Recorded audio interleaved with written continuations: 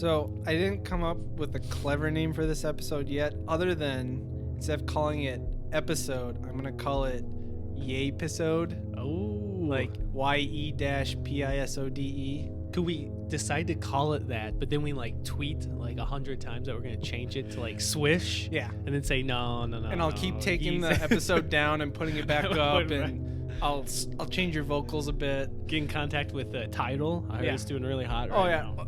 This, Looking for new deals. This episode will never be available for purchase. It will, you got to stream it through Tidal. Yeah, title. Stream it through Tidal. And actually, this is a more like a boutique title. It's spelled TIIIIIDA. Triangle is the A-L. So, very exclusive deal here. It's ran by Jay-Z's brother, JX. Yeah. Or KZ. Yeah, KZ. KZ. Yeah, so unless we come up with a witty title, right now it's just Ye-pisode, Kanye West special. I like that. So, hello and welcome. Wait. Can it be called I Don't Do Butt Stuff? Can we call it that? Yeah. I Don't Do Butts. Shuffle, Ye-pisode 13.75, I Don't Do Butt Stuff, the Kanye West Life of Pablo special. Yes. There's the title right there. Ooh. So, we just got wavy, bro. Wavy. Yeah. And luckily, What's-His-Face called from prison to give us permission to call it Wavy. We're going to play that tape. Silver Surfer. Yeah. Silver Surfer. Loopy and Wavy. What's his name?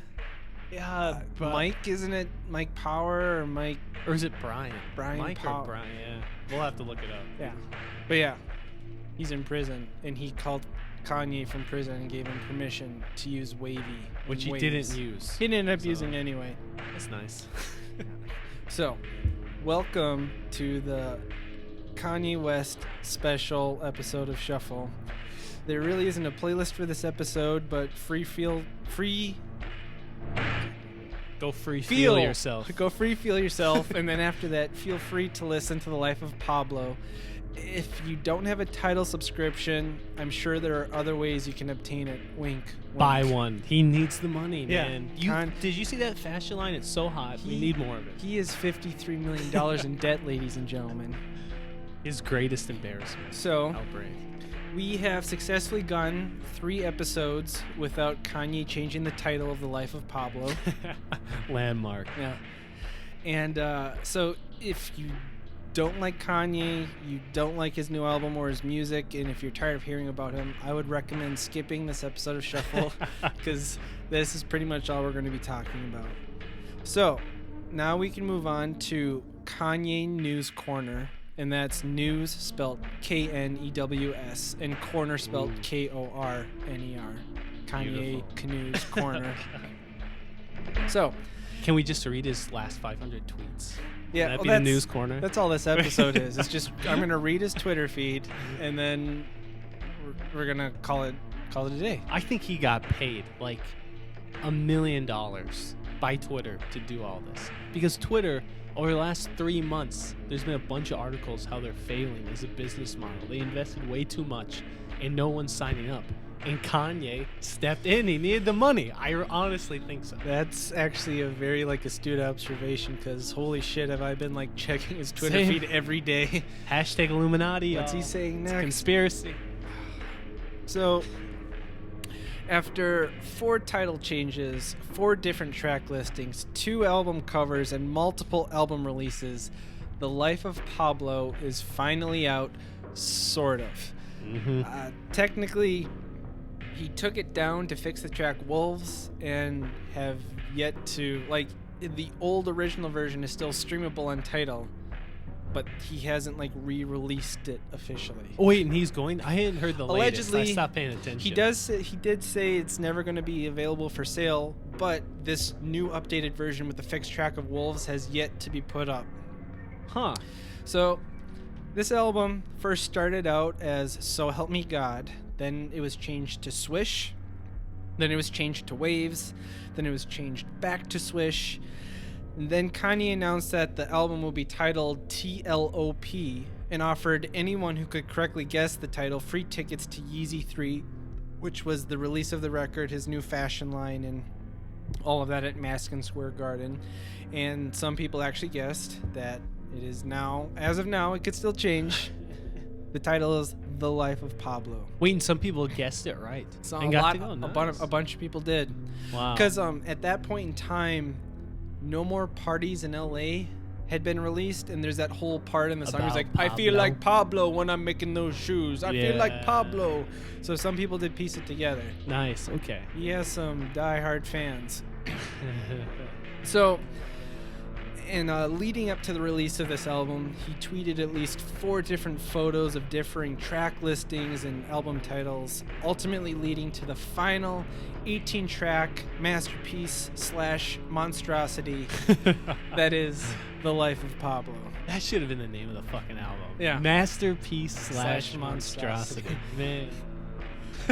So the title, The Life of Pablo, was speculated to either be referencing the artist Pablo Picasso or the infamous Colombian drug lord Pablo Escobar.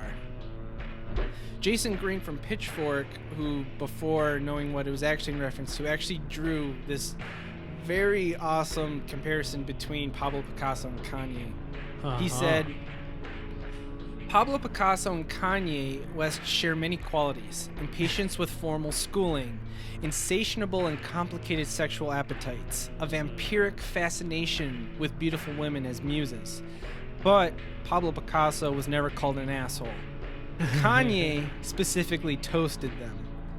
The Life of Pablo's namesake is a provocation, a mystery, a sly acknowledgement of multitudes. Drug lord Escobar is a permanent fixture in rap culture, but the mystery of which one set Twitter theorists down a fascinating rabbit hole, drawing up convincing stand-ins for Kanye's Blue Period, 808 and Heartbreaks, his Rose Period, My Beautiful Dark Twisted Fantasy, and his Crystal Period, Yeezus.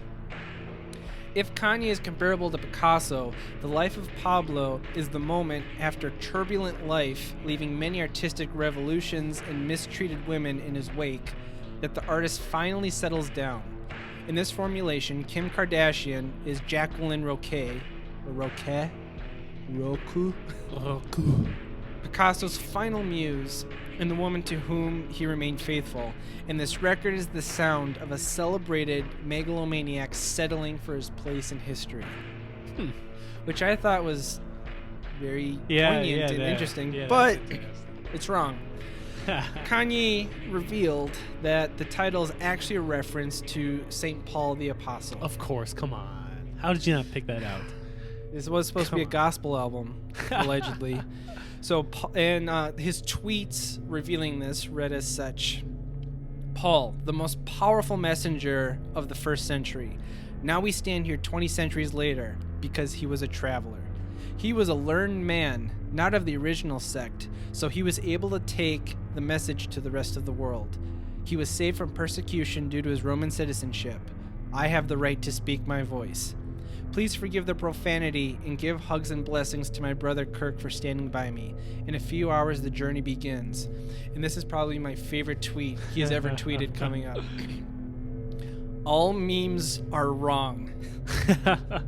All memes are wrong. Deep. The Life of Paul. The Life of Pablo. Ultralight beams. Moms, dads, daughters, sons, stand up. Let's dance in the streets. I am consumed by my purpose to help the world. Wow. I write this to you, brothers, while still $53 million in personal debt. Please pray we overcome. This is my true heart. Oh, God. Now, speaking of debt, Kanye recently asked Mark Zuckerberg, the creator of Facebook, for $1 billion via Twitter.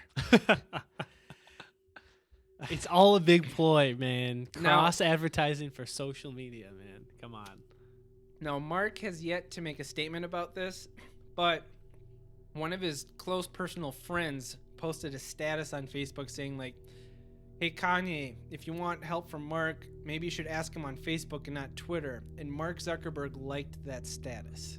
But that is the only, like, noise we've heard from his side of this. Yeah. So here are the series of tweets of him asking Mark Zuckerberg for money.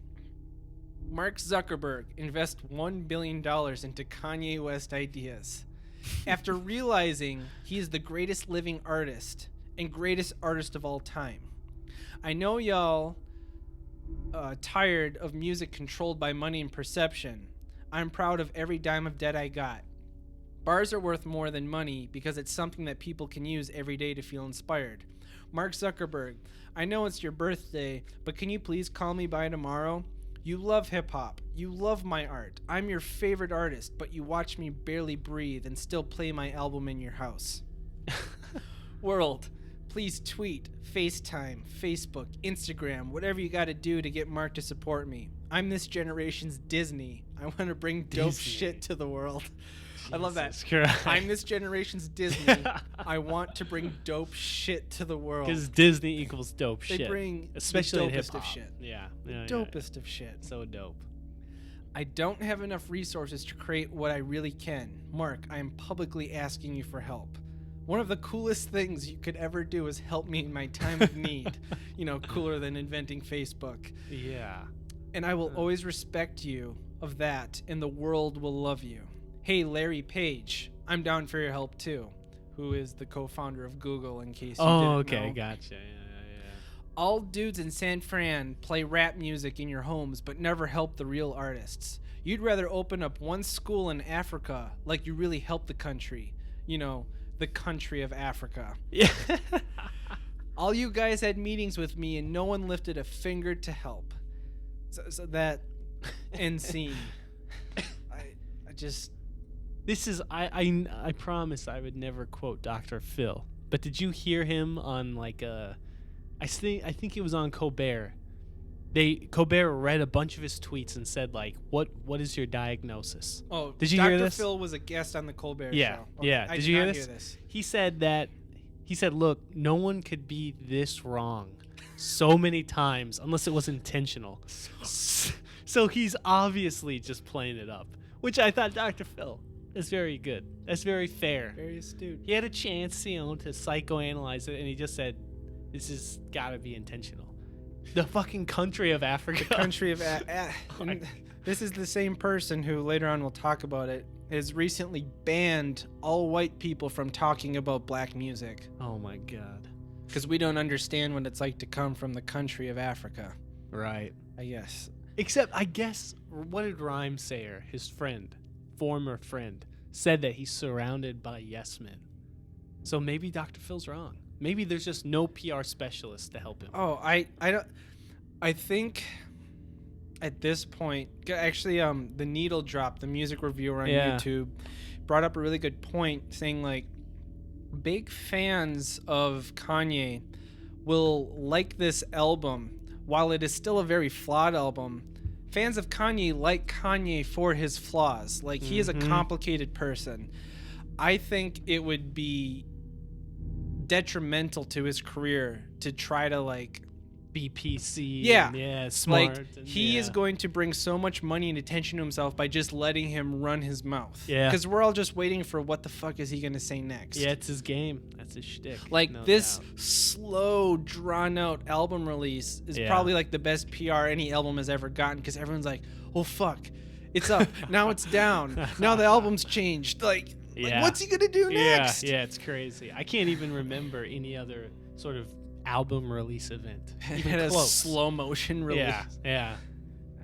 So during this Yeezy 3 show at Madison Square Garden, he also revealed in the middle of the show that he made a video game. Oh, Jesus Christ. Yeah. So I think it was like while the album was playing, he got on the microphone and was like, hey, I made a video game. Let's watch the trailer. So it's called Only One, and according to him, the idea of the game is my mom traveling through the gates of heaven. He then shows this video, I'll post it, that shows like this pretty beautiful kind of CGI heaven scene with all of these angels flying about, and then you see this woman come up through the clouds who is Kanye's mother, and she spreads her wings and starts flying towards the gates, and then it says only one, the game. Wow. So might as well make a little money off of your mom's death, I guess. Jesus Christ. Did you see the t-shirts he was selling? No. There were like these it's the best way I can put it. Like if you've ever been to like tourist trappy Florida or California, Yeah. and you see those like t-shirts for sale at shops that look like they were just like spray painted with actual spray paint. Yeah.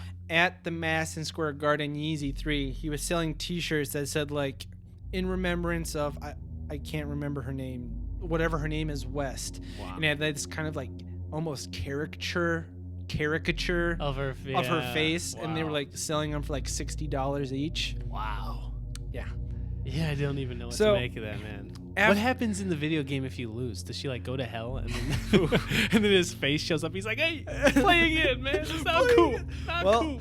It's kind of similar to what happened when he showed the trailer. So after he showed the trailer, Kanye was not impressed with the audience's reaction. Oh my god. So he's, because people at a hip hop record release / fashion show must be really into video games. Yeah.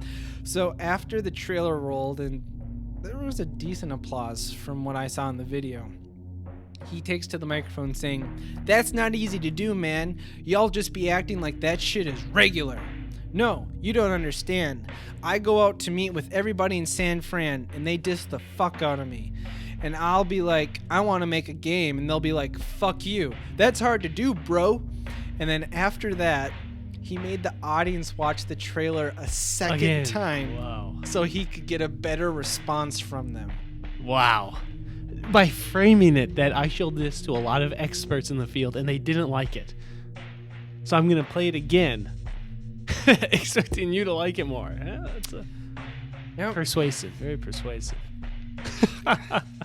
It's such a fine line between like just like schlock and crap and like maybe actually genius. I just can't tell. It is. Is it genius to make a video game about your mom going to heaven, or is it just like so ridiculously like vulgar and inappropriate? I can't tell, Kanye. He is teetering that line like so finely, like between crazy and genius. Like Pablo. He's been talking about making a video game for a while. He was on the Bret Easton Ellis podcast, the guy who wrote American Psycho. Yeah. And he was talking about how like back when he was a kid, he was like programming computer games on his like old Commodore 64 or something. And so like this isn't like out of nowhere. He has a deeply profound history with video games. Yeah, okay. And actually, I was going to bring this up later, but so he allegedly has also tweeted that he has a new album coming out this summer already, and the working title is TurboGrafx 16, which was a video game console back in the late 80s. Wow. Yeah. So shortly after the stream of the Life of Pablo at Madison Square Garden, some controversy sparked over a line in the song Famous, in which Kanye says, "I feel like me and Taylor might still have sex. I made that bitch famous." Which everyone took to him reigniting the spark of controversy between him and Taylor Swift. So after that line went off at the performance, via the internet, people started to give him some flack. Yeah. He took to Twitter to respond to these haters, stating, "I did not diss Taylor Swift, and I've never dissed her." Which already is, okay, Kanye. First thing is, I'm an artist, and as an artist, I will express how I feel with no censorship. Right. Second thing, I asked my wife for her blessings, and she was cool with it. Third thing, I called Taylor and had an hour-long convo with her about the line, and she thought it was funny, and I have her blessings. Fourth, bitch is an enduring term in hip-hop, like the word N-word. Fifth thing, I'm not even going to take credit for the idea. It's actually something Taylor came up with. Very interesting claim. She was having dinner with one of our friends, whose name I will keep out of this, and she told him, "I can't be mad at Kanye, because he made me famous. #facts. That's why music is so fucking watered down right now. I miss that DMX feeling. Seventh, I miss that feeling, so that's what I want to help restore. Eighth, they want to control us with money and perception and mute the culture. But you can see at Madison Square Garden that you can stop us all. I think he meant can't, but he wrote can. 9th, it felt like a scene from The Warriors. All gods, all gods, all gods in the building. Not just the famous people there, but the kids, the moms, the dads, the families that came to share the moment with us. Shortly after that, Taylor Swift's official spokesperson contacted TMZ to say, Kanye did not call for approval, but to ask Taylor to release his single Famous on her Twitter account. She declined and cautioned him about releasing a song with such strong, misogynistic messages. Taylor was never made aware of the actual lyric, I made that bitch famous. Wow. And this was further kind of solidified. Taylor's brother took to his Instagram feed and showed a video of him throwing away a pair of his Yeezus sneakers. Burn. Which are very expensive shoes from what I hear. Yeah. And during her Album of the Year acceptance speech at the Grammys, Swift kind of commented on it without officially doing it, but everyone's kind of guessing she meant this to go towards Kanye. When she got her award, she went to the microphone and said, I want to say to all the young women out there are going to be people along the way who are going to try to undercut your success, to take credit for your accomplishments or your fame. But if you just focus on the work and don't let those people sidetrack you, someday when you get where you're going, you'll look around and you will know that it was you and the people who love you that put you there. And it will be the greatest feeling in the world. Gotcha, Kanye. And then I guess a news reporter ran into Kanye at LAX and asked him about Taylor's acceptance speech, and this is what he had to say about it. It's like, I want the best for that person, but there's people going through real issues out there. There's people out of work. There's people in debt that can't make it out of debt. There's people that's in debt that don't have a shoe. There's people that are in debt that don't have a hit album out also. You know what I'm saying? It's like their media tries to make this all a war story and everything. But I don't think people care about me or her in that way. People care about their families, their kids. If you like my music, listen to it. If you like her music, listen to it. Which is kind of zen-ish, I guess, for Fair. Kanye. Yeah, for him. Yeah. I don't know. What do you think about the famous line? I mean, to be okay. It does sound very misogynistic, and it sounds like pretty insulting. I gotta be honest. And it's not even factual, but just at an artistic level, it just seems like it's a lack of ability to like be clever. It's like easy, very easy line to say. Yeah. That was my big. I mean, I agree. And for someone who does not listen to Taylor Swift, like she's not on my musical radar. Yeah. I will say, for someone who doesn't listen to her, I very well knew who she was before Kanye interrupted her back a while ago. So I don't think, even as if it's trying to come off as a funny line, I don't think he made her famous. Yeah. I don't know. It's just I mean, there's a tendency in Kanye, and it's part of the entire like ethos and idea of Kanye to be centripetal. Everything comes toward the center. Everything radically comes toward the center, and it either works or it doesn't. And in this instance, it was like, come on, no, it's ridiculous, and it kind of like disjointed the song a little bit. To be honest, like the song would have been better. Just get rid of the line. Yeah, because I actually kind of like the song Famous, but that song makes me not, or that line makes me not want to like the song Famous, because otherwise that's kind of like a banger song on the album. Yeah, agreed. Yeah.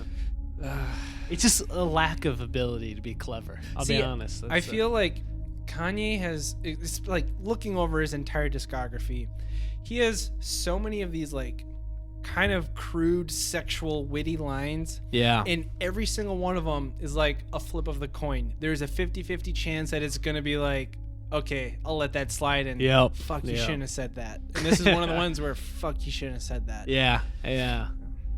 The same day that the Life of Pablo was released, Kanye took it down for purchase, saying that he needed to fix the song Wolves, and asked everyone not to listen to the first copy he put up for sale.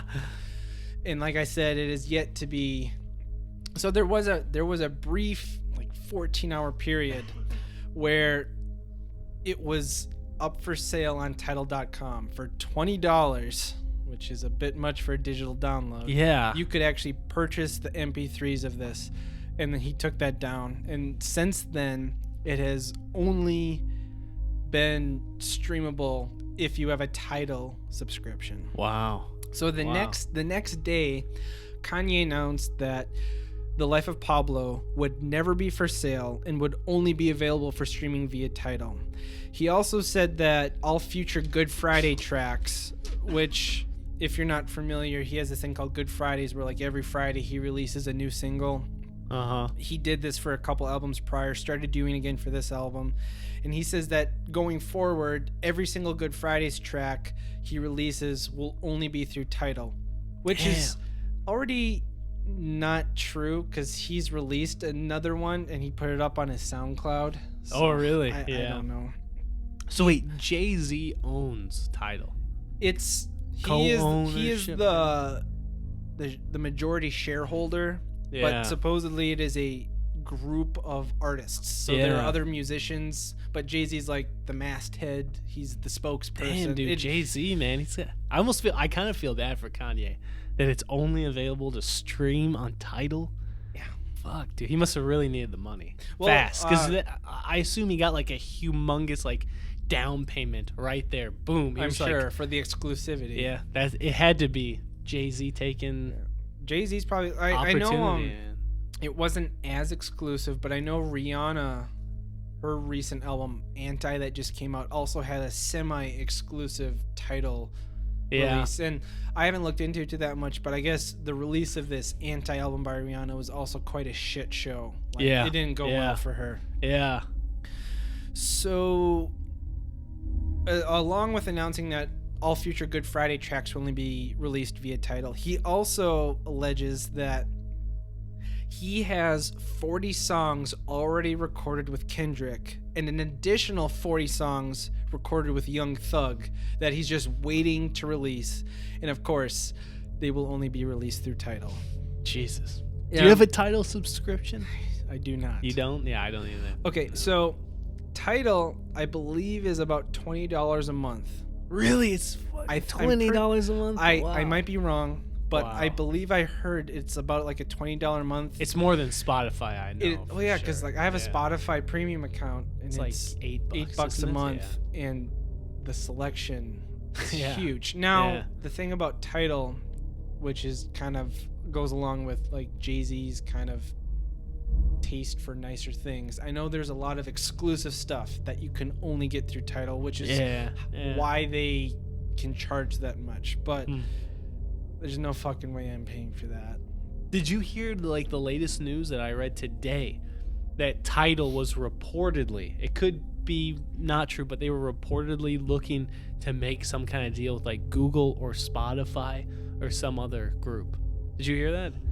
You know, I didn't hear that, but I had my suspicions because just today, for the very first time, The Life of Pablo shows up on Spotify. Really? Now, if you go there, all the tracks are grayed out. And at the top, there's an announcement saying, as of right now, due to license restrictions, we cannot play this for you. Yeah. But we are currently working on fixing that. Wow. So there you go. Now, and because like prior to him saying it will never be for sale, there were also like talks about I think Pandora I think was they the were first in talks person to too. confirm that the title is The Life of Pablo. So like both Pandora and Apple Music were getting ready. Like this was like I don't think Kanye talked to anybody. He just decided it on his own. Like everyone was getting ready to like, I think originally Tidal was gonna have like maybe like a month of exclusivity, and then it was gonna be widely released, and now it's changed. It's also worth noting that every ticket holder to that Madison Square Garden show were promised a digital download of the album, and last I checked, no one is yet to receive a download code for this album that they were promised. because of the streaming only. Yeah. He doesn't want MP3s of it floating out there. But it's become like one of the most downloaded albums, right? Yeah, it's awesome. So, what do you expect, man? Of God, course. the whole model is so stupid. It's so fucking stupid. stupid. So of course, Oh, God. this led to pretty much everyone illegally downloading Of The Life of course. Pablo. What the hell did I think? God. Within 48 hours of The Life of Pablo being released, it was torrented at least 500,000 times, according to torrentfreak.com. Yeah. And this doesn't even take into consideration the account of the various direct download links that float around the internet for every major album. Like, Yeah. there's multiple downloads. So this was just like the most popular one within 2 days, 500,000. Like, Yeah.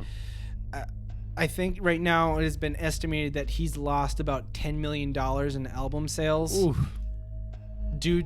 simply due to the excessive pirating of it. Yeah. Yeah. So now, allegedly, Kanye wants to try to take the Pirate Bay to court. No one's ever tried to do that before, buddy. No one. Yeah. Prince has never tried it. No. So one of the Pirate Bay staff members, whose screen name is Spud17, says, and I quote, "Kanye West is a blithering twat who has an incredible sense of self-importance. Even diehard fans are saying his new album sucks balls. But as for Mr. West suing the Pirate Bay, good luck, Kanye." And Pirate Bay co-founder and ex-member, whose name I actually forgot to write down, but one of the co-founders of the Pirate Bay who's no longer with them also said, "The album was only released on Tidal. So I'm impressed it got leaked anyhow, since fewer people pass by there than Fort Knox. He should be happy someone cares enough to listen to it, so that they signed up for an account to stream the low-quality music you get at Tidal." Yeah. Yeah, so Yeah. Yeah. I'm not saying I pirated it, but I am saying I don't have a Tidal account. And we heard it so somehow, yeah. It just, I was walking by someone's house and they were playing it, and I Through just the sat out the window. window Yeah. and just listened to it. So let's talk about the Saturday Night Live performance. Oh, yeah. Well, yeah. Up front, I only watched Ultralight Beams. I didn't even watch That's the actually second probably video. a good thing, Yeah. because I heard it was terrible. Highlights was, you could tell. That was the song. I didn't even know what the Yeah, other it was song Highlights, and yeah. it was like the least rehearsed thing I've ever seen. It was so fucking half-assed. Yeah. So Kanye performed Ultralight Beams and Highlights on Saturday Night Live, and he actually also did a rap battle with one of the Kyle cast members, Mooney. Kyle Mooney. Kyle Mooney. Yeah. And I think Kyle actually tried to freestyle. Now, he purposefully did a bad freestyle for the comedic effect. Yeah, which is his style in general. When it got to Kanye's turn, he did not freestyle at all. He just rapped the I Yep. Love Kanye song that is featured on Life of Pablo. Yep. And then, did you hear about this audio leak of him having a meltdown backstage? Yeah. Yeah. Okay, And so I listened to it. Yeah. So some audio leaked. I'm guessing some sort of staff or crew member of Saturday Night Live recorded via their phone in their pocket, because you could kind of hear like a rustling sound during the whole time. But Kanye was freaking the fuck out because he found out that his stage design was changed and taken apart slightly without his approval prior to his performance. And this is what he had to say. "Look at that shit. They took my fucking stage off of SNL without asking me. Now I'm bummed. That and Taylor Swift. Fake ass." Now I ain't gonna do this. We're breaking the motherfucking internet. I went through 6 years of this fucking shit. Let's get to it, bro. Let's get to it, bro. Are they fucking crazy, bro? By 50%. Stanley Kubrick, Apostle Paul, Picasso. Fucking Picasso and Escobar. By 50% more influential than any other human being. Don't fuck with me. Don't fuck with me. Don't fuck with me. By 50%, dead or alive. By 50% for the next 1,000 years. Stanley Kubrick. Yay. It was actually later announced that was actually, he had a hot mic on, and he said that when he was in the bathroom by himself in a stall, so Oh, really? makes it even weirder. See, I I pictured him like yelling to like his assistant or one of his crew members. No, If he was just saying that to himself, holy fuck. In the bathroom, taking a shit. No, I have no idea, but that's what I like to imagine. 50%. Yeah, man. I gotta be honest. Ultralight Beam, I thought it was a very good performance by everyone, except maybe Kanye. But as far as the set goes, I think maybe that he should have let people that every week for a living help design the set in terms of lighting, because the lighting is kind of shitty. I'll be honest, you can't see it that well. It looks like it's lit by like this like pixelated heavenly sky scene above them, and it looks like they're just bathed in like a dark black light. It's creepy. Much. Yeah, it doesn't. No, yeah, and he should have let the professionals help him out. Ultralight Beam is probably one of the best songs on the album. Yeah. Though Kanye has so little to do with that song. Yeah. Like he is besides the fact that he has very few lines in that song, The Dream, Chance the Rapper, and Kelly Price completely outdo him in performance and lyrical content. Yeah. Chance's part, we can talk about that later, but holy shit. It might have been better than even on the album. His live performance. His live performance was great, and he tried to save the hell out of that honestly, this is controversial, but like Chance's feature in Ultralight Beams might be the highlight of the entire album. I agree. I do actually agree. Yeah. Like some people are talking that his performance on that song might be rivaling Nicki Minaj's feature in the song Monster for best Kanye feature of all time. Yeah. And that's saying a lot, because Nicki's part in the song Monster is fucking incredible. Yeah, it's crazy. But Chance is so tender and emotional and just to me, his part hit the plane that like Kanye hoped the album would hit. Exactly. That was like it at its absolute most perfect. Well, and like when I first heard that this was supposed to be a gospel album, and this is the first song I hear, I was expecting 17 more tracks of that. I'm like, fuck yes, this is gonna be the greatest album of all time. Same. It is the only song like that on the album. Yeah, and we'll get it. We'll definitely get into that more, because that's a big part of how I struggled to review this album. I agree. But I have no idea what the first song was that he wrote, but I remember like a year ago he said it was going to be a gospel album. Yeah. And so my guess would be he wrote this song first and was like, this is going to be an amazing gospel album. And then, I don't blame him, after what he did, I'd have no idea what the hell to name it either. No. Yeah. I have no fucking idea what to name this album. Life of Pablo. No. Right. I think the only song that might have been written before that was No More Parties in LA. Yeah. Was allegedly written around the time of My Beautiful Dark Twisted Fantasy. Is that right? Yeah. I heard that he started, I don't know if it was like a B-side from that album or an unused, but I know I read somewhere that the beginnings of that song were starting to be worked out way back in 2010. Yeah.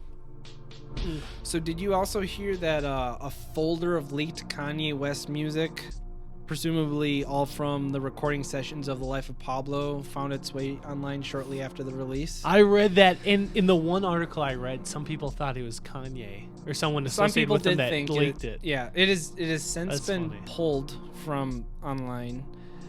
If anyone is curious in hearing it, I might be able to point you in the general direction of where to get it still. Yeah.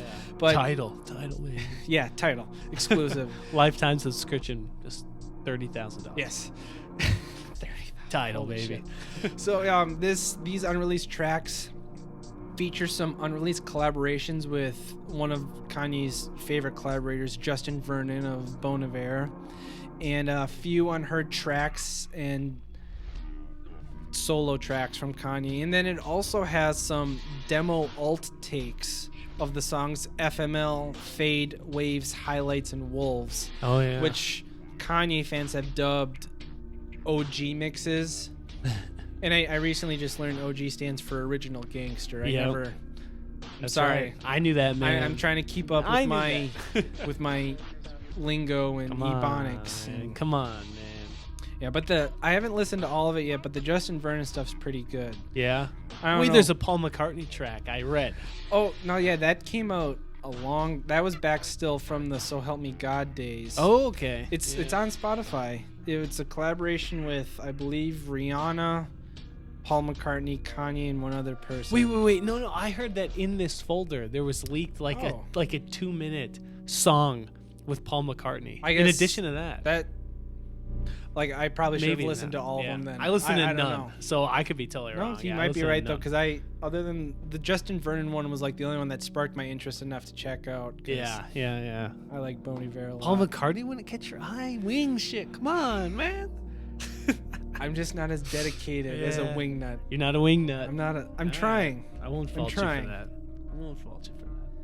Yeah. So, like I said, he did announce allegedly there's a new album coming out this summer, and this was dropped in the midst of a big rant about how he's going to try to fix the Grammys. So the working title, TurboGrafx 16, the tweets he said about it, just on some super nerd vibes. One of my favorite gaming systems when I was a kid. Blazing Lasers was probably my favorite game on that console. My boy Molly, that I spoke about in the song Drive Slow, actually had a Neo Geo in real. Like, bro, we actually played Spy Hunter at my mom's house. And for anyone who doesn't know, a TurboGrafx 16, it's a gaming system. It was released in the US around 1989, and it was the first console to be released during the 16-bit era of video game systems, albeit still using an 8-bit CPU. So, also, like I mentioned before, Kanye banned white people from talking about black music. Shit. Saying, Pitchfork, the album is a 30 out of 10. By the way, Pitchfork gave it a 9 out of 10. They have I think they invested in Kanye stock 10 years ago. They're the only ones that because every Kanye album I can think of, they've given in the 9s best new music. Yep. They are very invested in the idea of Kanye. Kanye's not happy with the score he got, even though for Pitchfork. Really? From Pitchfork? He's not? No. What? Well, like I said, he said it should be a 30 out of 10. After they already reviewed it? Yeah. What? So his first. So he saw the review from Pitchfork and got onto Twitter and said, Pitchfork, the album is a 30 out of 10. 9's not high enough. Then he says, to Pitchfork, Rolling Stone, New York Times, and any other white publication, please do not comment on black music anymore. I love white people, but you don't understand what it means to be the great-grandson of ex-slaves and make it this far. The system is designed for colored people to fail, and one of our only voices is music. One of our only ways out is music. Don't tell me LeBron had a bad game. What your jump shot looked like. Aight then, shut the fuck up and enjoy greatness. This was made with love. Only God can judge me, so I expect love back. Now, I'm not saying Kanye West isn't the pinnacle of consistency. I'm not saying that. You're not. But I'm suggesting that maybe there's a slight bit of a contradiction with his whole free speech spiel can say and whatever. this. I gotta be honest. Now, Kanye, I'm not saying you're a hypocrite. I'm just saying it's a little bit of an inconsistency. Possible. Dominic's not calling you a hypocrite, but I'm going to. You are a goddamn hypocrite. Come on, man. Yeah, what the fuck? Yeah. Maybe his heart's in the right place, though. I'll give him that. I don't. The thing that I'm annoys sure me it's is from that a right place. the thing that annoys me is there is something very intelligent to be said about his point. The whole kind of racialization of music and white people uptaking what black people do, etc., etc. But he just articulates it in a way that isn't the most productive. And I agree. And I know there's been a lot of talk lately about white people appropriating black culture for Macklemore. Yeah, for cultural and monetary gain. But at the same time, if we want to move towards this place of equality, segregation is not the way to go about it. Yeah, to say black people talk about black music, white people. And the thing is in his head, there's no way he even thinks that. No. I don't think he's thought that far. He just reacts. No. But if you want society to get to a place of equality and acceptance, yeah, going back to the Jim Crow days is not separate but equal. Yeah. Black people talk about black music, white people talk about white music. And I know, me being a 26-year-old white male, I probably have no right to be commenting on any of this, but that's... I think taking step backwards is not taking steps forward. Yeah. But that's... I'll leave it there, except... trying to segue off this. Speaking of white people talking about black musicians, let's talk about Bob Ezrin. Famed record producer of Pink Floyd's The Wall, Kiss's Destroyer, Lou Reed's Berlin. He recently took to his monthly newsletter to rant about Kanye. Now, I'll post the whole thing. I won't read it all, but just to hit some of the highlights. Bob Ezrin said, "Sure, he made some great music for himself and others, but in spite of what the aspiration Ali Cool Media keeps saying about him, unlike other creators in his genre like Jay-Z, Tupac, Biggie, or even MC Hammer for that matter, it's unlikely that we'll be quoting too many of Kanye's songs 20 years from now. He didn't open up new avenues of publication or public discourse like NWA, or introduce the world to a new art form like Grandmaster Flash, or even meaningful and memorably addressing social issues through his music like Marshall, who I'm assuming he meant Eminem, Macklemore, and Kendrick." Ezrin goes on to say that Kanye's songwriting is sophomoric at best, and his production skills pale in comparison to the likes of Timbaland and Rick Rubin. And then he finishes up by saying, "Instead, Kanye's greatest achievements have been in the form of excessive behavior, egomaniacal tantrums, and tasteless grandstanding. What he is a true artist at a living life out loud, and shoving it down the throats of the rest of us whether we want to give a shit or not. He's like a flasher who interrupts a critical game by running across the field naked. Is that art?" Yeah. He brings up some fair points. Kanye, of course, took to Twitter to respond to him, saying, "Has anybody ever heard of Bob Ezrin? What the fuck does he know about rap? I'm tired of old people that have no connection with anything trying to comment on music." Now,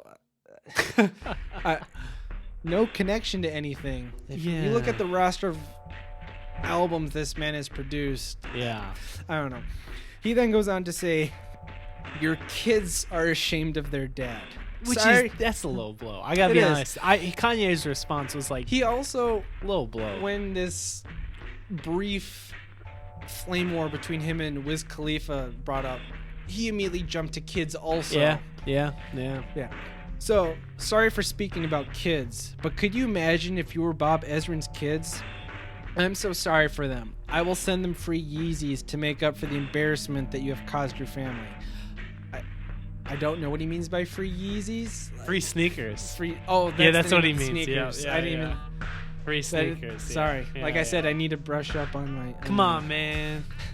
And then he goes on to say, "Bro, you said Macklemore was more important musically than me.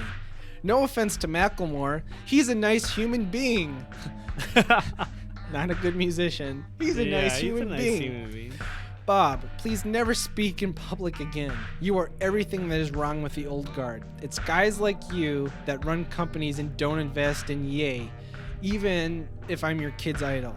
Ezrin, I truly feel sorry for your friends and family that they had to suffer an idiot like you for so many years." Well, what do you think about this? They're both kind of right, and they're both kind of wrong. Yeah. That's really my conclusion. It's like Bob Ezrin, you read some of that, and there's definitely a significant demographic that's preach on. He nailed it exactly what is kind of the truth to Kanye. And to be totally honest, you ask someone whose job it was to just be neurotic about sound quality, and that's all he did on some of the greatest albums, and he hears that someone is literally working on their album at midnight before it's supposed to be released, he's going to think this guy's a total amateur, and I don't blame him. I do not blame him. And I also... that's insane. Kanye was working on his album the night before it was supposed to be released. On the song Waves. And then you ask someone whose job it is, what do you... And like I also What do you know. expect? I don't think I can like I don't know enough culturally and historically, but I do agree with the sentiment that like Kendrick is doing what Kanye thinks he's doing. Yeah. I fully believe that. And I like again I'm speaking as someone who's ignorant pretty much to most of that stuff culturally, but you can just on a very primal level feel it in the music. Yeah. You are listening to something important when you're listening to Kendrick. When Yeah. you're listening to Kanye, you're listening to a dude suck his own dick. Yeah. Audibly. See, Pretty much. I'm not a science man, but that's the only thing I kept thinking is centripetal and centrifugal. Kanye, every song except a few, they just gravitationally get sucked into him, and it gets reduced. I gotta be honest, more often than not, the song gets reduced to being about him. The lyrics get reduced to him. You listen to Kendrick, even his one couple verses on here, and it's centrifugal. Yes. It spins out, and you could be like, shit, that could mean more things than just this one night Kendrick had. Like, and that's, to me, exactly what you were saying. There's something more going on with Kendrick where the songs don't get reduced, they get elevated. Where with Kanye, they all get brought back to him, and then it just depends on his ability in that song to, like, be the coolest motherfucker in the world, which sometimes he is, or he just sounds like the biggest loser ever, and you would hate to ever know him, which he sounds like the other half of the time. Yeah.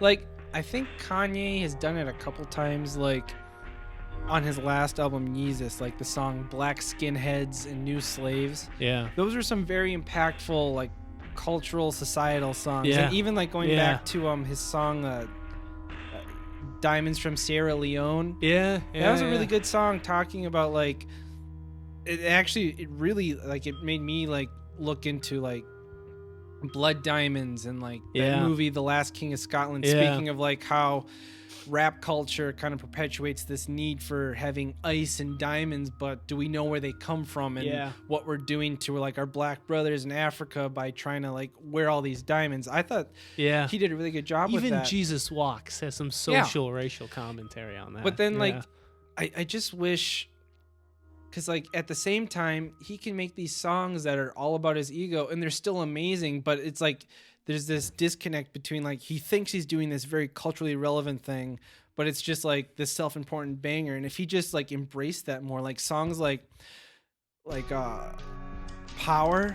Yeah. And, like, even when he sampled Daft Punk with Stronger, that was a fucking amazing song. Yep. If he just stopped lying to himself and embraced what it is that he is, I think. No, I agree.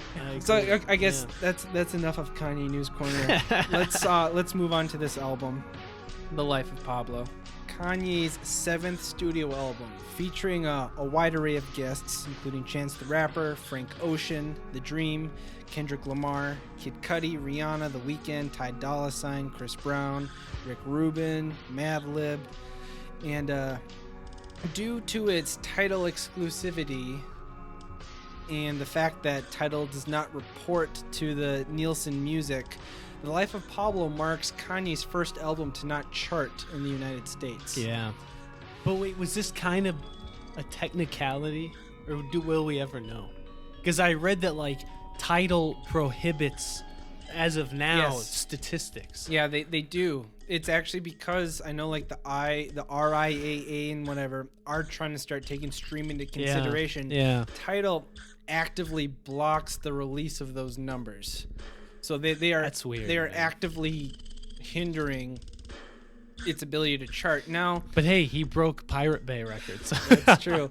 I kind of like almost like this because I hate the Nielsen system. Yeah, That yeah, is speaking like going back to Kanye saying like you're the worst part of the old guard. That is something that needs to die off. These like old Hollywood money executives, like these old white men need to die because streaming and non-physical media is the future. Yeah, it's and not they're hindering like evolution from going on. Yeah, it's a little ridiculous how behind they are with the times. It's crazy. Yeah.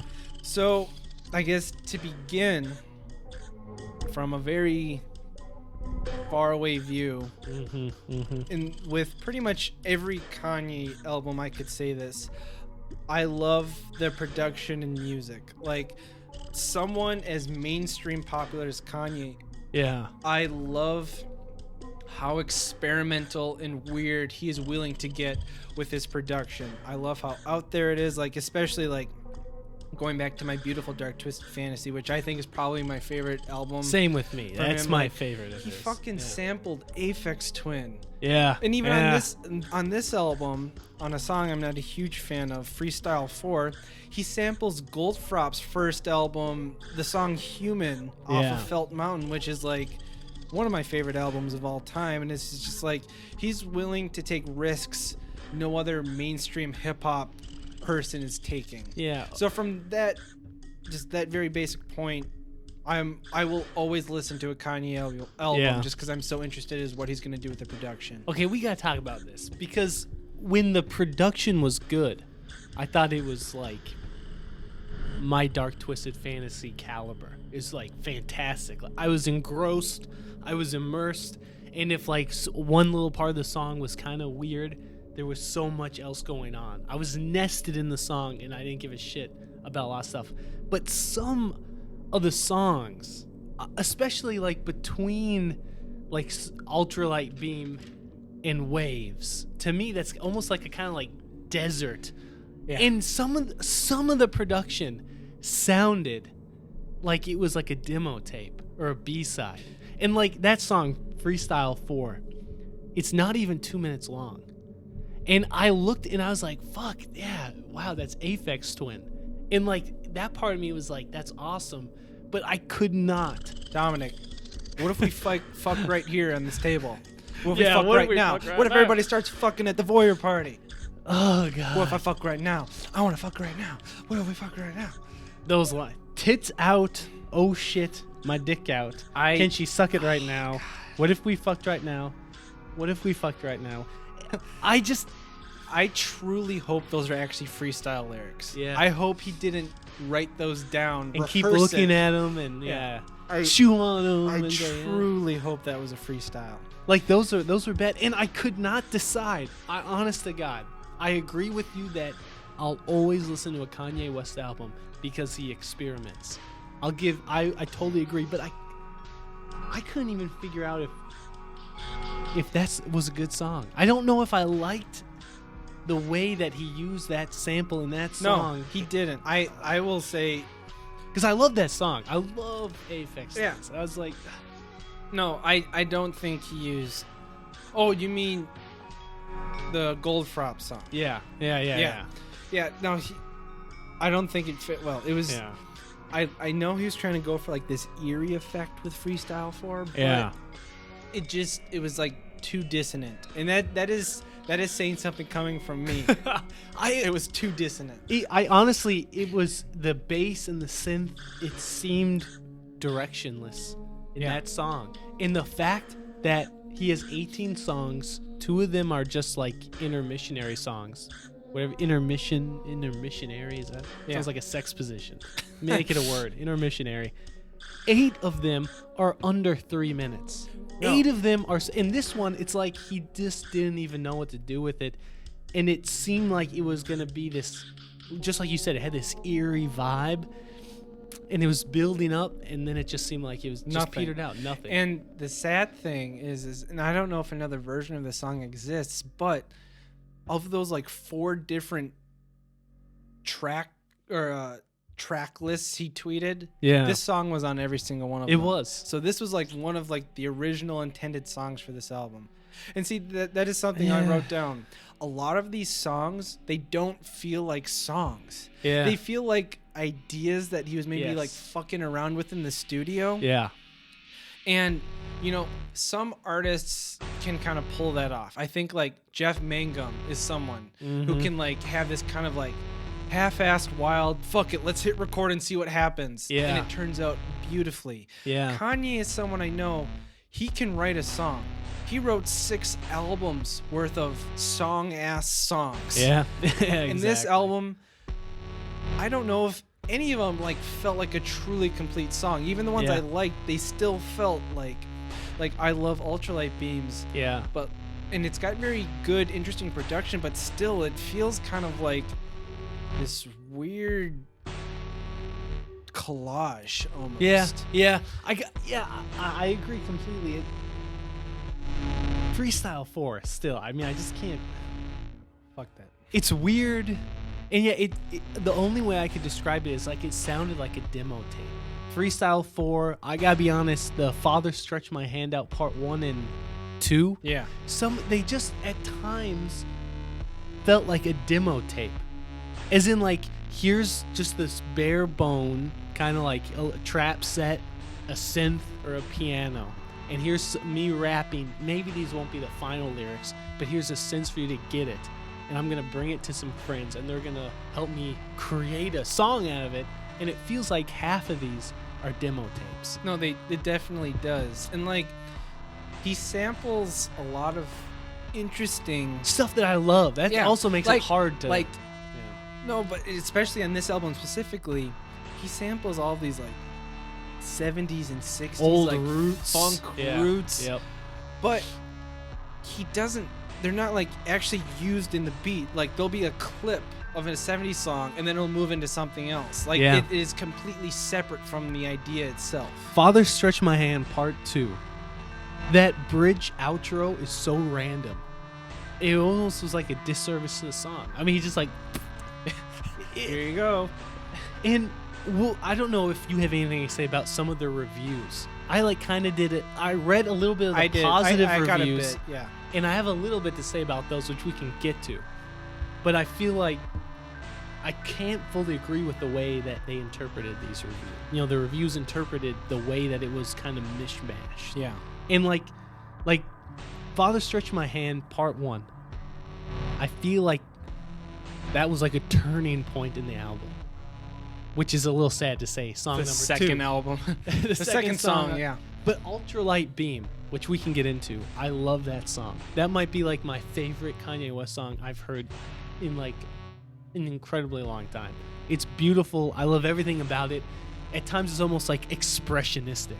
Like there I can buy the kind of weird mishmash because it's like angular and and then you get fucking Kelly Price.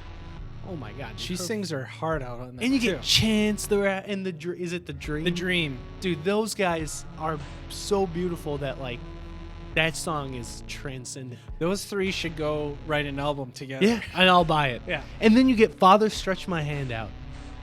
Father Stretch My Hand Part 1. Kid Cudi. 2 minutes long, and at the 1 minute and 5 second part, to me, that's where it shifts, because he talks about I want to be liberated. And maybe he's carrying on this kind of gospel theme. And for Kanye, what does it mean to be liberated? 105. If I fuck this model and she just bleached her asshole and I get bleach on my t-shirt, I'm going to feel like an asshole. Yep. And to me, I was like, fuck, man, there was something amazing going on. And he just was like, I actually made like a little list of the most cringe-worthy moments on this album. That is the top of my list. Okay, good. I feel better. I was like, fuck. So even Pitchfork said that line is maybe the most unforgivably stupid thing Kanye has ever said. And especially like, okay, I feel better. Originally, when he kind of revealed this song, tweeted the lyrics and wrote, I cried while I was writing this song. Ostensibly because it's supposed to be like this heartfelt song about his relationship with his father. And he fucking opens it like, because the beginning is kind of like a refrain. Yeah. The first like lines you can clearly hear and fully take in Yeah. is now if I fuck this model and she just bleached her asshole and I get bleach on my t-shirt, I'ma feel like an asshole. Yeah.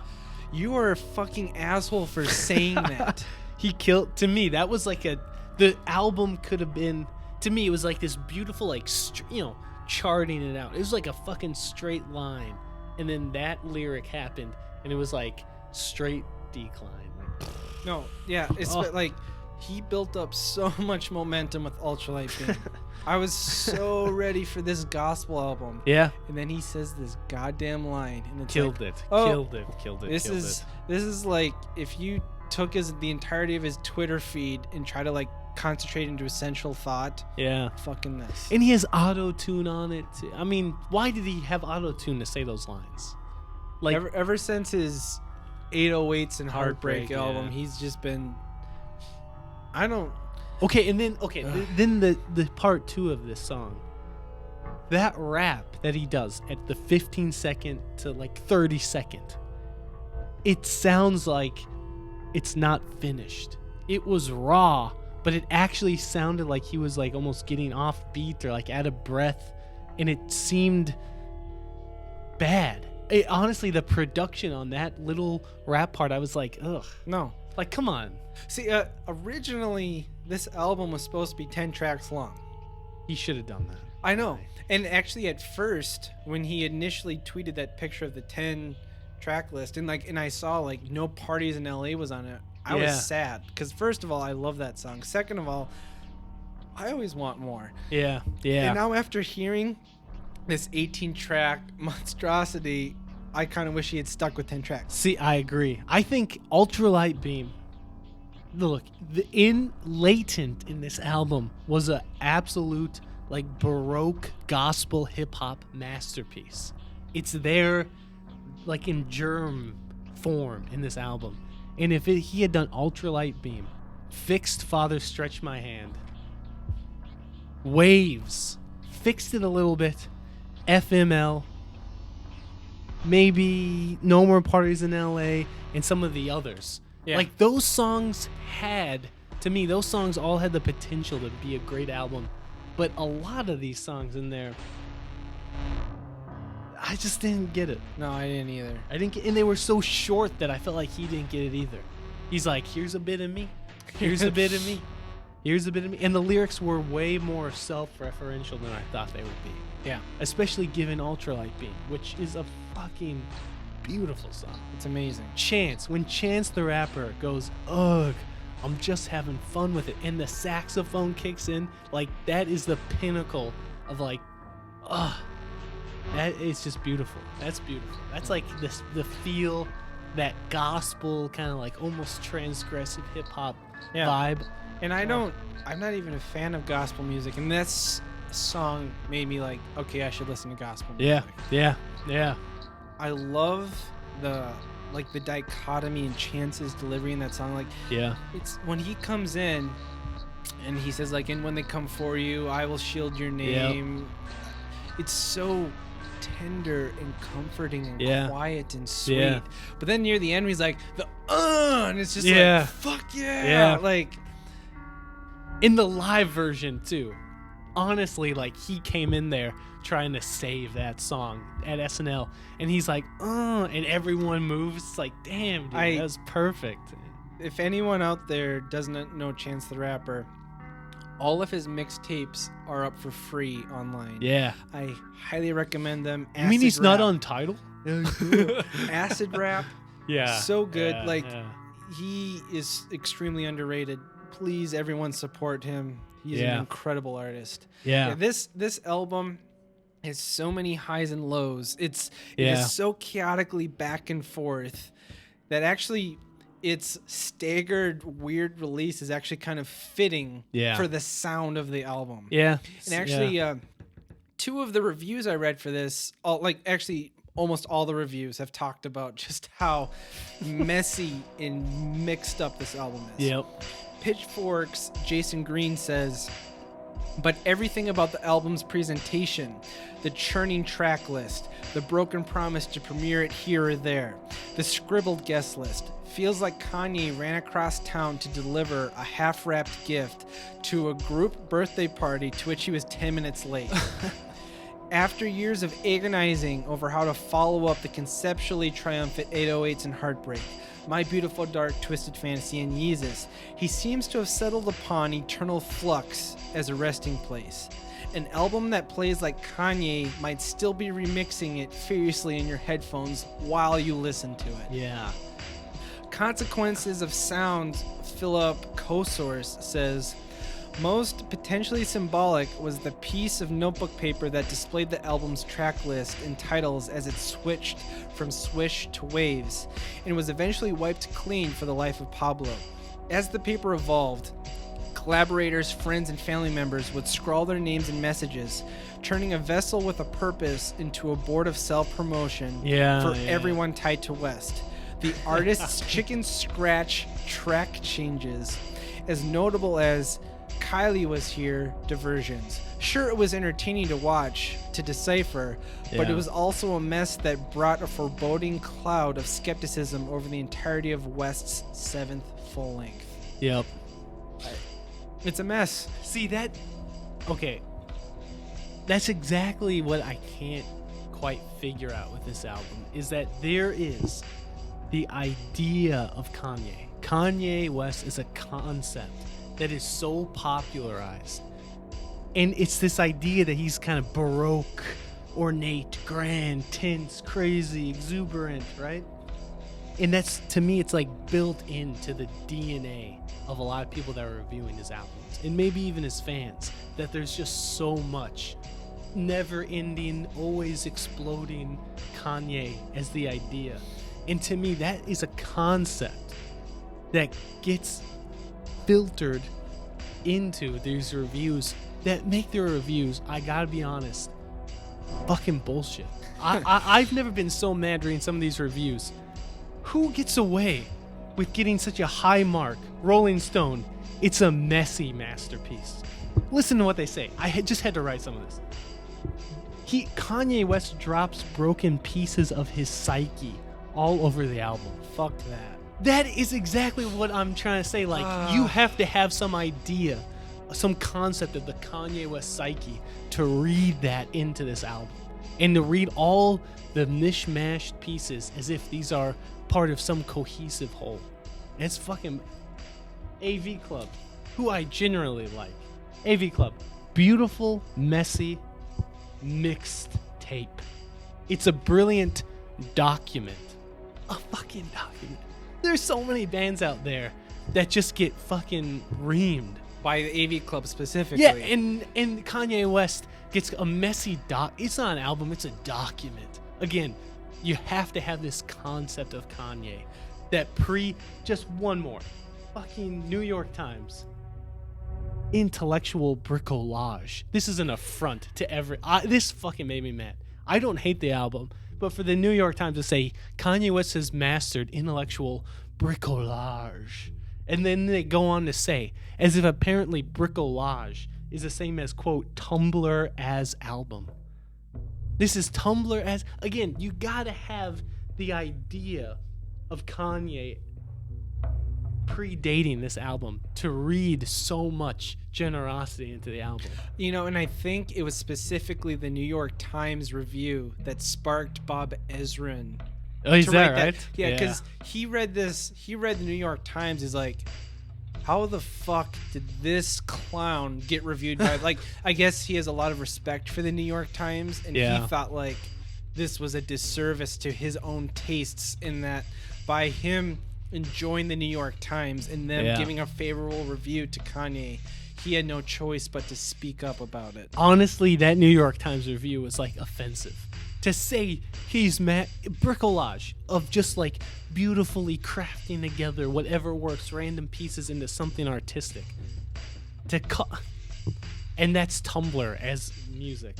Fuck that, man. That's even Pitchfork. Pitchfork just sucked his dick for the whole review. How the fuck does Pitchfork get off writing. I hate the reviewers more than Kanye. Kanye is Kanye. The reviews. How does Pitchfork get off by saying this sounds like his most labored over album? It sounds like it wasn't quite done. And instead of me saying like, wow, I can't believe this got released this early and it wasn't like, produced more, it's so labored over. Fuck that, dude. That is such fucking hypocrisy. It almost makes you like wonder if there is such thing as the Illuminati. I know. And they're all like afraid to talk down because if there's an Illuminati, Kanye is their fucking poster boy. Yeah. Like he is the pinnacle of a secret organization making money off of a person. He is it. There's no one else. Yeah. And I'm sure it is way more comforting to me to believe that these critics were sweatily writing these with like a gun to the back of their head than them actually believing the words that they were writing down. And it's almost like the way that they're writing it is like a secret cry for help. Yeah, like the blink twice if you need help. It's like it's not an album, it's a document. If you read every third letter in every 5 words, it seems like please send help. They have a gun. I am tied up. They have my family. Like Entertainment Weekly, they say this album is unpredictable like the man himself. It's unpredictable like the man himself, and that's supposed to mean it's amazing. To me, it's like I would give this album like a 6 or a 7 out of 10.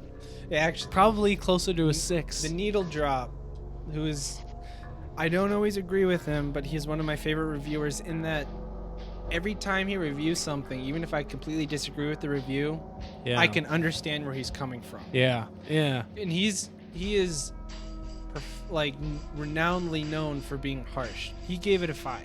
Yeah. Strong 5 to a light 6. Yeah. And I completely agree. I got it. When it's good, it's great. But it sounds like half of this shit should have been B-sides on like the Life of Pablo Deluxe Edition 5 years from now. It should have been like it should have been a part of those like tracks that leaked onto the internet. Yeah. All right. Let's get into some of the tracks. Some of the tracks I liked. Unless you had more to say. No. That's my big gripe. Yeah. Not even against Kanye, just against the reviewers.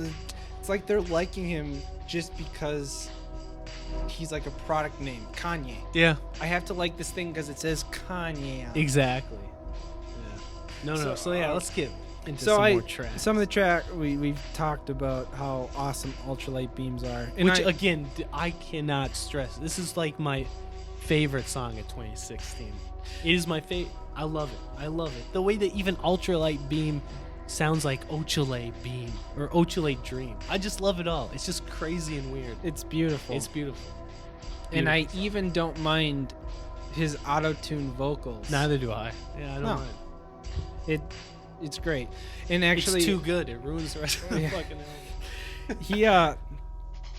There's a website called genius.com, which is a site where people will annotate lyrics and try to guess the meaning behind it. Yeah. And actually, Chance the Rapper hopped on Genius and annotated some of the lyrics that he rapped on the song, and he also like gave the thumbs up to some of the fans' interpretations of the music, which is pretty cool. That's so I'll post a link to that. Yeah.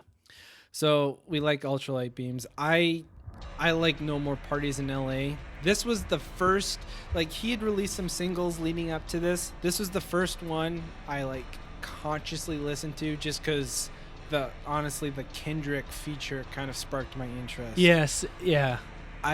I think this is a great song. This track stands out because it is actually a full song. It doesn't feel incomplete. Yeah. And honestly, for as good as Kendrick is, I think Kanye outshines Kendrick on this track. Especially like Kanye raps a bit at the beginning, and then Kendrick comes in for a very long feature. Yeah. And then Kanye comes up for an even longer outro. Kanye is rapping his heart out.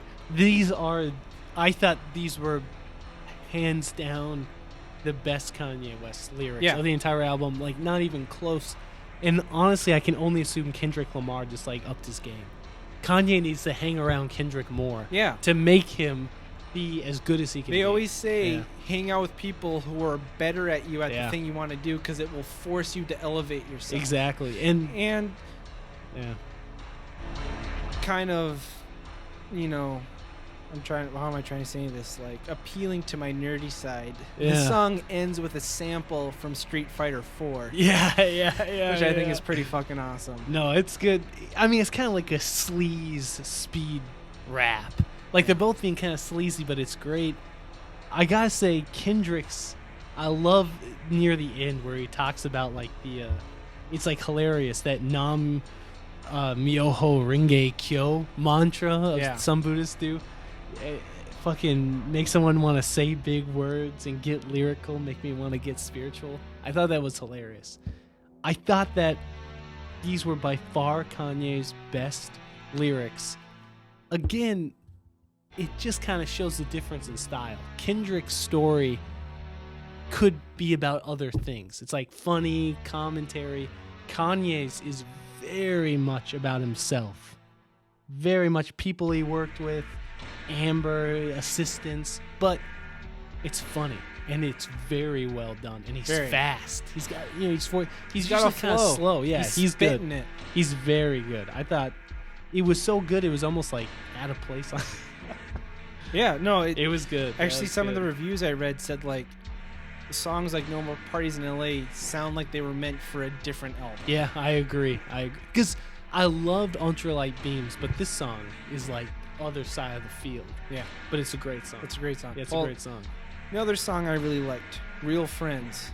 I thought it was very touching, like just from the beginning of like the sample of the song, it kind of like pulls on my heartstrings.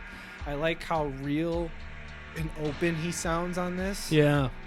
Though this song made me realize also how shallow he is, because an idea he keeps returning to on this album is about some cousin of his that stole his laptop and he just can't let it go. But before that, I thought it was very astute, like him kind of talking about how he feels, for someone who's as famous as him, he feels weird at family functions and he can't remember some of his cousins' names, and he's such a workaholic that it's like you go to the family reunion for 30 minutes and then it's back to the studio and oh shit, I forgot to ask so and so how their kids are. Yeah. He, like, for as much as he raps about himself, it was nice to hear him kind of like talk about the insecurities of the insane amount of fame he has. Yeah. It was relieving. It made him feel like a human and not some like weird Illuminati monstrosity that he truly is. Yeah. It made me relate to him. Yeah. I did like that. Yeah, I thought that was, of all the like hyper Kanye drama songs, I thought this was like one of the best ones. I mean, it's about him, very, very, very much about him, but it was about him more than just fucking women. Should we fuck right here? I'm going to pull my dick out. Yeah. And it was contemplative. Honestly, it was that song, and I hate to put myself on the spot, try to remember. Another song early on, I was kind of hoping he'd be more contemplative and reflective about himself, because that was a different register than usually just the hyper braggadocio. I thought that song could have been included on like what could have been the great kind of gospel introspective Kanye album. So Help Me God. Or Yeah. Swish, Exactly. So Help Waves. Me God. Yeah. No, that was a good one. I also really liked FML Fuck My Life. Yeah. I loved the minimal production. I liked how dark the lyrics were. And even though he would later go on to Twitter to tell, like, he tweeted multiple times, I'm not crazy. You're all worried about me. On this song, he's like, name one genius who wasn't crazy. Like, he's embracing his insanity. I liked that. I thought that Waves and FML together, I was like, they both had the potential to be part of the great album. Yeah. Which I hate to have to just start talking about the hypothetical great album. Yeah. But I thought FML, That might have been like the second best song on the album. Yeah, well, and Waves wasn't even going to be on the album. Had Chance not stepped up and forced Kanye to put it on the album. I love the start of Waves. The sound of the start of it. I was like, oh, that's fucking good. I thought, FML, just like you said, he's reflective and sounds much more honest. I love it when he says, for my children, I will die for those I love. When he says those lines, it's like, damn, that's like that self-reflective, sincere Kanye that I thought I was going to hear. And the great kind of contemplative, ponderous piano synthesizer. Great production on this song. I love the production on that song. Except the last 50 seconds, man. What the fuck? That's like, I hate to pull that old card, but what the fuck? I feel like you always take a chance when you go weird, and this went in a not good direction. The alien voice. Like singing off tone, and it's also slowed down, so there's like a digital disintegration to the voice. Yeah. I want to edit a version and just cut that part off. And I can't believe he made me say this the second time, but it's too dissonant. It's too off-putting. I agree. It's too off-putting. Yeah. It doesn't complement. It just sounds random, and it's kind of like Kanye is getting in his own way. Yeah. He should have just trust yourself, go with the song as it is, but don't end it with this kind of shitty, random alien voice. Life's a feeling. Ugh. Missed it at the end. Very good song otherwise. Yeah. I don't know about you, but I did I Love Kanye. I liked it. I had to ask my wife to come upstairs, listen to this song, and tell me what you think. Because I could not decide if I loved it or if I hated it. I liked it. I won't say I loved it, but I was like, okay, that's pretty fucking witty. Yeah. You get my thumbs up. What did you ultimately come to a decision yet? I came on the thumbs down. Thumbs down? No, I respect that. It kind of, it's like the whole album was a struggle. I was like, what do I make of this? That song I listened to way too many times. Maybe that's why, but I was just like, I don't like it. First off, is there a trope of I love the old Kanye West? Yes. Is that a trope? Yeah, okay, because I'm not a huge fan of, so I for wouldn't know. Someone like me and you, who are saying My Beautiful Dark Twisted Fantasy is their favorite. That is not the popular opinion. Everyone loves the college era. Dropout and all that stuff. Yeah, the graduation, college dropout, late registration. Those three are like the holy trilogy of Kanye. And then he went to avant. Yeah, because then he got experimental and weird with 808s in My Beautiful. So see, I didn't know that. There is a huge community that want that old college Kanye, and he even references the pink polo because he used to kind of dress like a mod, like a preppy mod with pink polos and white chinko jeans and sailor shoes. Yeah, there was an aesthetic. If I had known that, maybe I could like this more, but it's so short and the rhyming is very simple. Old, gold, he rhymes soul, Kanye with Kanye. Gold, yeah. I cut the Kanye's out and read the rhymes because that's a cheap shot. Yeah. But again, new, mood, rude, news, old, go, soul, goals. And then, I hate to be this guy, but at the end of the song, what does he do? At the very end. I love you like Kanye loves Kanye. And then what? Do you remember? Oh, he laughs. He fucking laughs. He laughs at himself. He fucking laughs, and I just am like, fuck you for laughing, man. Fuck you for laughing. Don't laugh. Come on, you're an artist. Your job is to perform. You don't, or you acknowledge the process in a kind of critical way. You don't just laugh and go, it's a cop-out. Fucking cop-out. I was like, fuck you for laughing. I can respect that. Cut the laughing. I want to reproduce this album. Cut off the laughing. Cut off the last 50 seconds of Real Friends. So I don't know. That song, that was a struggle. It was a struggle. I can completely respect that. Other than that, I have a contentious relationship with the 30-hour song. I like the beginning. The ending, fucking stupid. I don't need to hear you Yeah. talk about how your favorite song albums end with like these weird extended outros. Also, this isn't an outro song. Yeah, that And made no sense. You picking up your phone while it's calling, like That was fucking terrible. if you had cut The that phone, song yeah. in half, I would have liked 30 hours a lot. And while he's talking on the phone, he calls it an ad-lib track. And I was kind of like, yeah, it probably was in the last like 2 minutes. Yeah, the end was very irritating.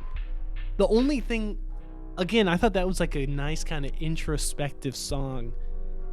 But like, why exactly is he making a song about who he was with like over 10 years after it happened? It was almost just kind of like, I'm not sure why he's doing it, but he is. I don't know. It was a good song, but yeah, the end especially, very annoying. Very annoying.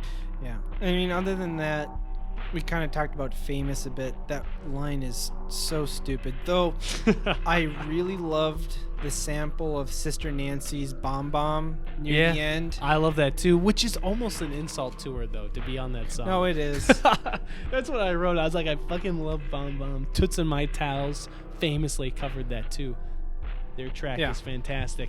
But for her to be on there, she was like rare kind of like female artist, and to have female her on, reggae artist at that, which is like the most like homophobic, masculine, patriarchy genre there is. Reggae. And to have her on that same song that calls Taylor Swift a bitch that he'll have sex with.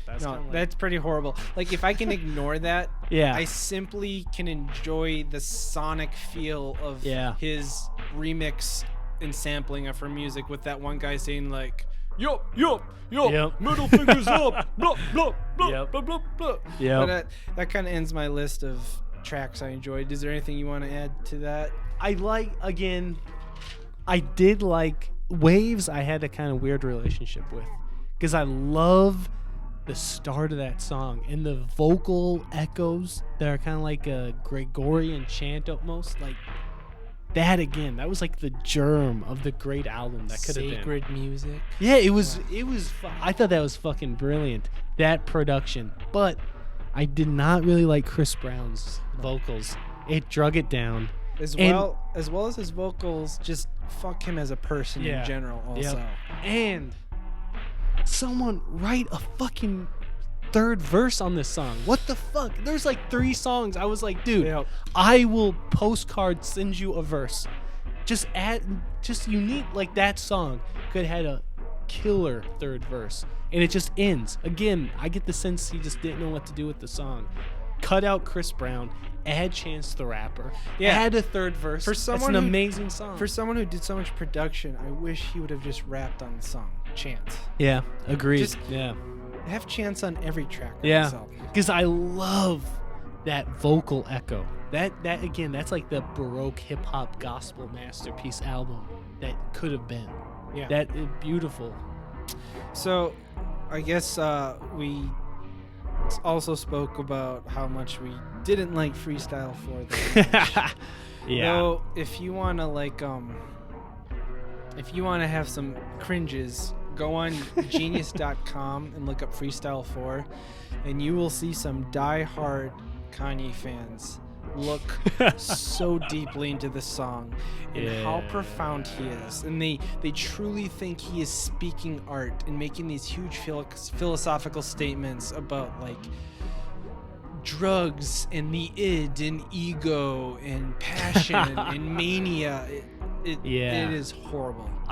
Honestly, that's where, again, that word pretentious, which I don't want to use too easily with music, but like, if pretentious is the idea that you come across as if you mean more than you really do, that song is very pretentious. It is. And some of those genius lyrics I was reading, interpretations, they were just kind of hilarious, because some were just like, will she suck my dick? And the interpretation is, he's wondering if a girl will put her lips on his penis. I'm like, yeah, that's basically all it means. That is literally all there is there. And some other people are like, the penis represents the Illuminati society and the patriarchy of a day. It's like, fuck you. No, there's no way Kanye put that much thought. No. Like I said, no. I truly hope that was simply a freestyle, and he thought he was being like outlandish by saying, what do we fuck right here? Yep. What do we fuck right here?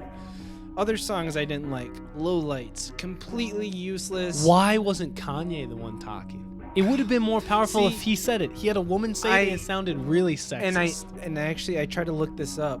They like actively hid the vocal performer. Yeah, they on don't that say song. who. Yeah, they don't say who. Because initially, just based off of like barely even listening to the song, I assumed it was like maybe Kim talking about how much Kanye meant to her. Yeah. But then like if you really listen to the song, it's actually probably more so about God But or it- a higher power. I agree, but it walks the line in a way that sounds so sexist. It starts off sounds sounding super like sexist. he provides for me. Yep. He's everything to me. And then near the end, you realize, okay, it's about like a spiritual faith. But it begins like the man that provides for Yep. me, the weaker woman. If you had had Kanye West say this, that could have been a great little piece in the great album that could have been. Oh, and he felt so important for this. Like he tweeted something like, I added lowlights to the album for all the soccer moms driving their kids to school. Are you serious? Yeah, it was Wow. something like that. Like I did Oh that my for all the God. moms out there helping the kids. That's fucked up. Also, the very last song on the album, Fade. Fucking Yeah. stupid, horrible production. Kanye's barely on it. It ends. It doesn't even end. Like it just abruptly ends, and I cannot believe that ended this album. Honestly, who okayed that? honestly, like, I'm not even joking. I think like some intern accidentally added this to the album, and it was too late to read, take it back, because it's like a dancey 90s shit production.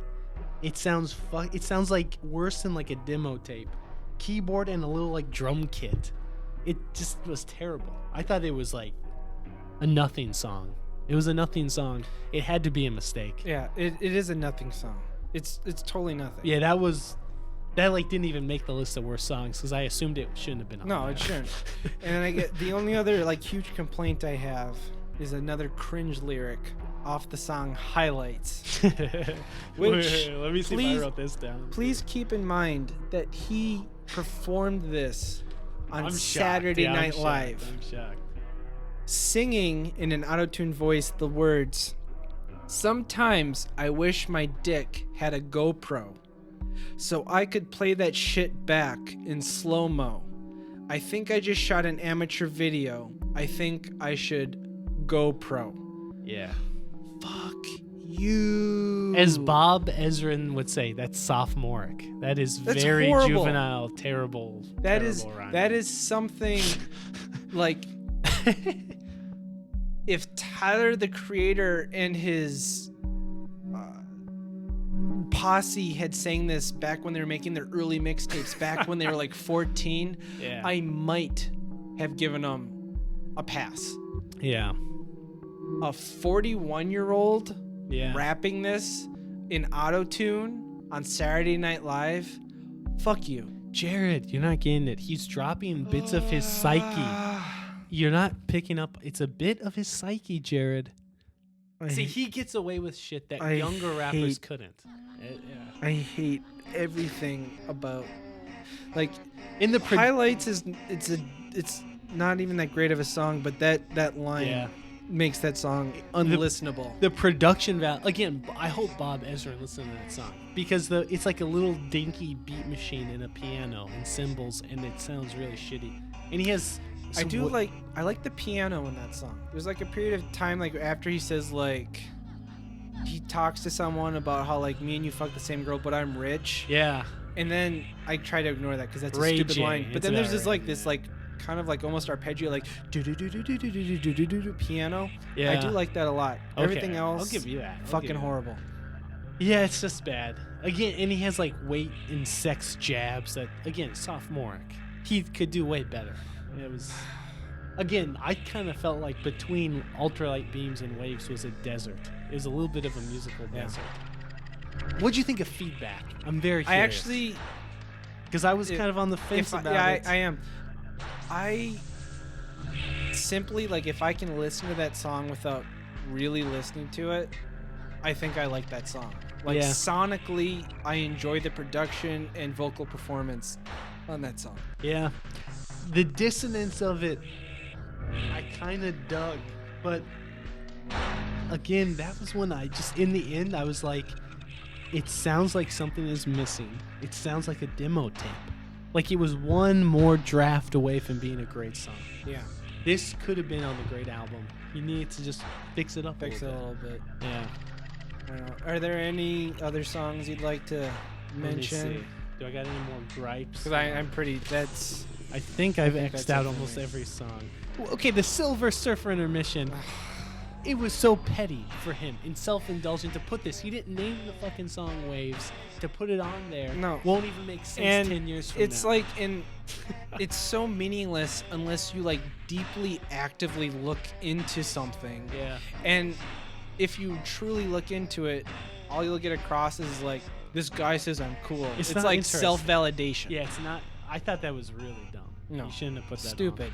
on. Yeah. Wow. But when it was good, it was great. No parties in LA. Wolves is pretty good. I thought Wolves did have some pretty. I thought it was a little bit weird to hear him. Some of the lyrics with like "See is haunting," backups like "That pussy is slippery." Wish you could unswallow. It was like a little off, but The interesting production, interesting enough to keep me interested. yeah. The allusions to him and Joseph and Mary, I'll let it slide. I did like Frank's part. Frank, something I've realized about Frank Ocean, I had a hard time listening to Channel Orange, his only album, because it's like eating too much candy or like trying to tackle a jawbreaker. It's like too much sweet, too much of a good thing. Yeah. I love a Frank Ocean feature. Yeah. It has to be juxtaposed with rap, though. An album of purely Frank Ocean R&B, sweetly singing, it's too sweet for my ears. Yeah. I thought his feature on Wolves, it was good. I enjoyed the Frank Ocean. I thought it was good. I thought this song, like the Mary and Joseph imagery, fell very flat. But like, if you were just trap Kanye in a room, give him some LSD, and for 30 days and say, we're going to fix this fucking album, that's one I would keep. And I would try to do more with that imagery to make it into that crazy psychedelic gospel hip-hop album. But the imagery there, it was like, I assume, because that one he wrote very early on. Yeah, he actually performed that song at the SNL's 40th anniversary Like or whatever. Almost a year ago. It So was a very old song. he must have thought this was going to be part of that So Help Me God gospel album. Yeah. But again, I also felt it was too short. Have one more verse in there to just like kick it out of the, have Chance come in. It needed one more verse to be like, Kanye, when in doubt, bring in Chance. yeah, bring in Chance. So that was the last little bit I had to Yeah. say. Overall, I would give it like a 6 or 7 out of 10 because when it's good, it's great.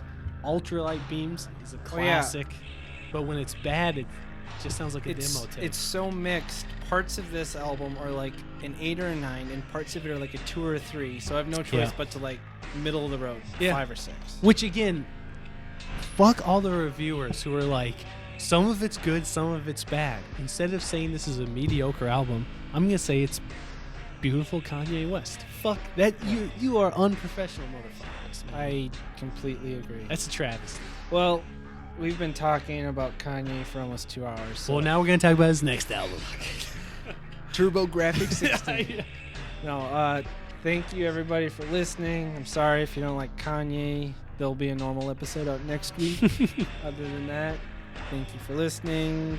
Have a good day. Bye. Bye-bye.